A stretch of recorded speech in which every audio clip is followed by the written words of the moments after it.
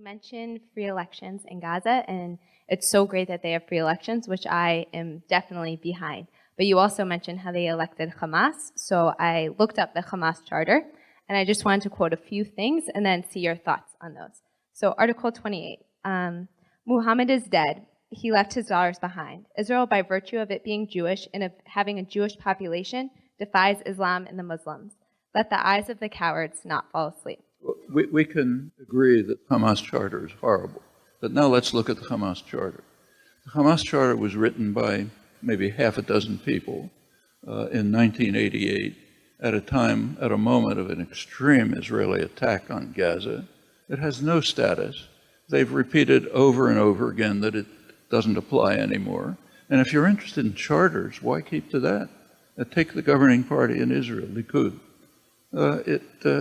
It grew out of Cherut. That's its ideological center, Begin's Cherut, Netanyahu's Cherut. Its position, never changed, is that the land of Israel, that the entire land of Israel belongs to the Jews. That includes today's Jordan, okay? In fact, the old slogan was, both sides of the Jordan. That's ours, and this is too. They've never changed that. So that's their charter. Did anybody pay attention to it? Of course not.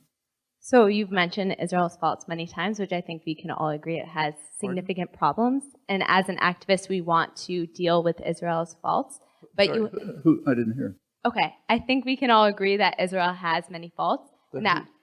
Israel has many faults. Yeah, and that we would like to do something about that. What do you envision us also doing about Palestinian faults, and how, as an activist, can we deal with what the Palestinians have been doing, what Hamas has been doing, and what do you see with that? Hamas are not my friends. I don't like what they do. But they've been doing not much. What they've been doing is what I described. I didn't have time to go through the pattern, but I'll repeat it. You can find it. Starting in November 2005, an agreement was reached between Israel and the Palestinian Authority, then, not Hamas. Israel completely rejected it, and Hamas lived up to it, not a single rocket. Then came the January election, and Israel intensified its attack with U.S. support. After that, there are repeated attacks, Israeli attacks, and ceasefires agreements. Every ceasefire agreement is approximately like what I read.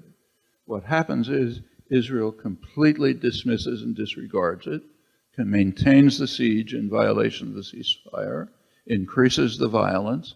Hamas lives up to it, and Israel officially accepts that agrees to that, until some escalation of Israeli violence leads to a Hamas reaction, and then another episode of mowing the lawn. That's been going on since November 2005. Hamas is not a nice organization. They do a lot of rotten things. That's for the Palestinians to worry about. But it has nothing to do with us. If we were supporting Hamas, nothing, zero. If we were supporting Hamas, it would be our problem. But we're not. And what they do is for Palestinians to deal with. What we deal with is what we are doing, which is supporting massive criminal operations all over the region, blocking peace. That's for us to be concerned about. Those who are supporting Hamas can worry about Hamas.